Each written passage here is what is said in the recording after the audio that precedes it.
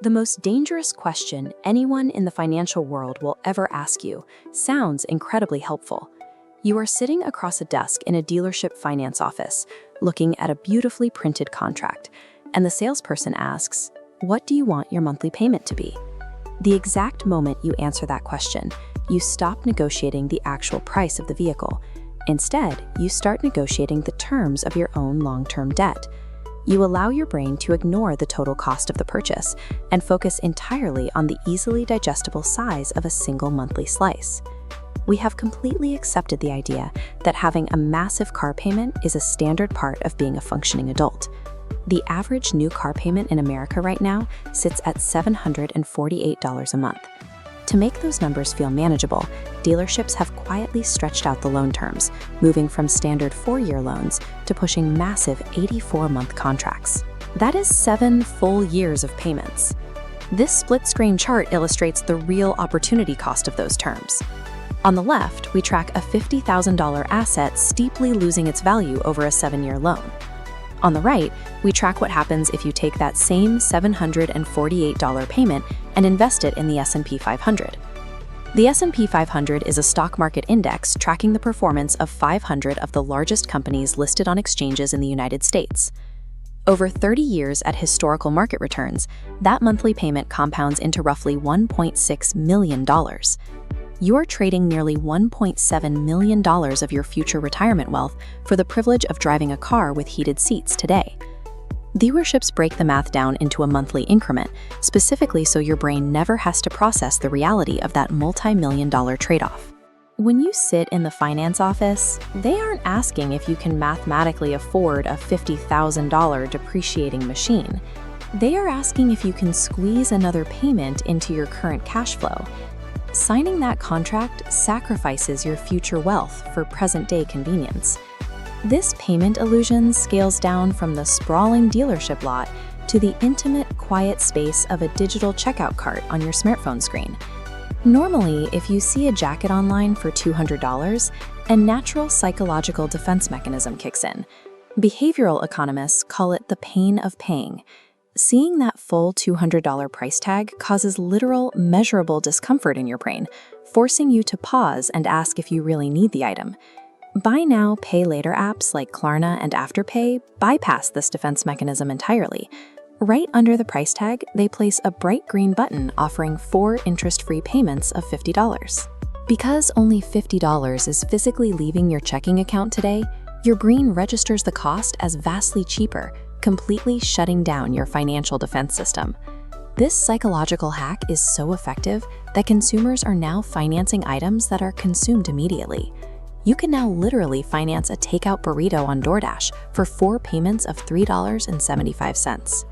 People are entering complex debt spirals to finance a meal that will be digested long before the first installment payment is even due. This chart shows the ultimate result of microfinancing, the credit card minimum payment trap. It tracks an $11,000 balance at an average 22% interest rate. If you only make the printed minimum payments, you will be paying off that debt for 22 years. The red interest segment stacks up to around $29,000 for items you probably cannot even remember buying. The minimum payment is a mathematical straitjacket, explicitly engineered to keep you paying interest for decades. Whether it is a bright green retail app button or a formal credit card statement, fractionalizing your purchases is a calculated hack. It is designed to shut down your brain's natural hesitation and extract long-term interest from your daily life. But the most devastating application of the affordable payment lie happens when we zoom out to the macro scale and try to buy a piece of the American dream, the suburban home. This diagram shows how banks calculate your housing affordability using your debt-to-income ratio, or DTI. DTI is a metric that compares your total monthly debt payments to your monthly gross income. Banks will happily approve your loan based on that glowing block of your gross income, the fictional number at the top of your offer letter. They ignore how that block is aggressively sliced apart by federal taxes, state taxes, health premiums, and FICA. FICA is the U.S. federal payroll tax deducted to fund Social Security and Medicare. By the time those blades finish cutting, your actual take-home pay is a tiny fraction of the number the bank used to approve you. Furthermore, their affordability calculation ignores massive hidden costs. It doesn't factor in inevitable property tax hikes. It ignores the 48% national jump in homeowners insurance since 2020. And it certainly ignores the golden rule of setting aside 1% of your home's value for annual maintenance. This creates the reality of the house poor family. They make an apparently solid $95,000 salary, but after their mortgage, student loans, car payments, and basic utilities, they are left with maybe $800 for the entire month to cover groceries, clothing, and emergencies. Because they have absolutely no financial margin, every minor unexpected expense becomes an immediate crisis. A broken water heater goes straight onto a 22% credit card because there is zero room in their monthly cash flow to absorb it.